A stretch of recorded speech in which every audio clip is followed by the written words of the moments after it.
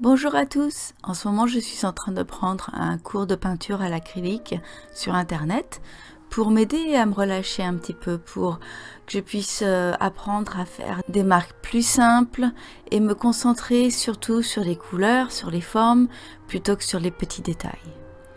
Donc je voulais partager avec vous mes progrès et pour cela j'ai décidé de me servir de ma gouache acryl de la marque Turner.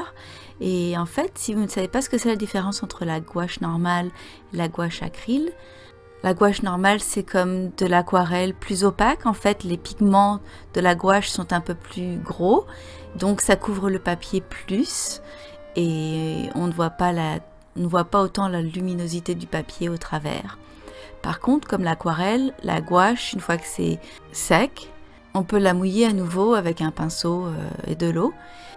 Et d'ailleurs, c'est pour ça que c'est un peu difficile parfois de rajouter des couches de gouache sur une peinture sans changer les couches du dessous. Bon, maintenant pour la gouache acryl, ça a un peu les mêmes propriétés que la gouache, sauf que ça a aussi les propriétés de l'acrylique. C'est-à-dire que quand la gouache acryl est sèche, eh bien ça ne bouge plus. On ne peut plus diluer la peinture déjà sèche. C'est permanent comme l'acrylique. Par contre, ça sèche mat comme la gouache. Donc ça peut avoir des avantages puisque c'est beaucoup plus facile de rajouter des couches supplémentaires sans détruire les couches du dessous. Comme le cours que je prends est pour la peinture acrylique, je me suis dit que j'allais utiliser mes gouaches acryl puisque j'en ai et je m'en sers pas très souvent, et que ça serait une bonne idée pour tester la technique que je suis en train d'apprendre.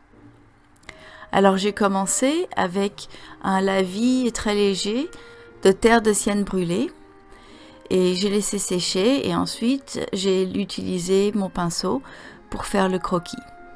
Après, je me suis servi de la gouache acryl justement pour bloquer les couleurs foncées en premier, mais juste essayer de faire des marques très grossières, pas trop détaillées.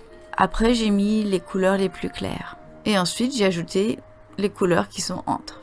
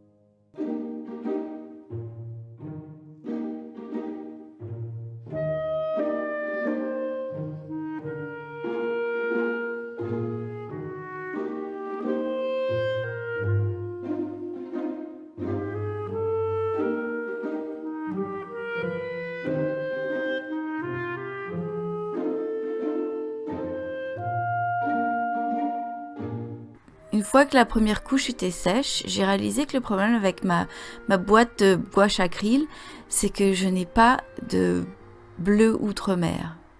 Et en fait, c'est vraiment la couleur qui était très importante pour cette peinture parce que ça fait vraiment éclater le reste des couleurs. Le bleu de cobalt que j'ai, ça ne marche pas du tout comme je voulais. Donc, bien que je voulais faire la peinture en entier avec la gouache acryl, parce que ça marche très bien et c'est très très agréable, elle est crémeuse et c'est pratique qu'elle soit permanente quand elle est sèche, eh bien j'ai quand même décidé de me servir de mes gouaches normales, de mes gouaches plus traditionnelles pour continuer, parce que là j'ai un tube de bleu outre-mer et c'est vraiment ce qu'il me fallait. Donc avec ma gouache normale, j'ai rajouté la deuxième couche, toujours avec des marques pas trop détaillées, en me concentrant sur les couleurs et sur juste les formes de couleurs, pas les détails. Et je dois dire que je suis plutôt contente de ce que j'ai réussi à obtenir. Et les deux gouaches marchent très bien ensemble, donc c'est parfait. Le bleu ultramarine a vraiment fait ressortir la luminosité. Ça a vraiment montré que c'était un jour très ensoleillé et ça a vraiment aidé avec l'atmosphère de la peinture. Et bien voilà, c'est tout pour aujourd'hui. J'espère que vous aimez ma petite peinture. Moi, je me suis bien amusée en tout cas. Merci à tous pour votre visite. N'hésitez pas à me poser des questions si vous en avez et à vous inscrire à ma chaîne. Ça me permettra de la faire grandir le plus vite possible. Alors bonne journée à tous, à bientôt.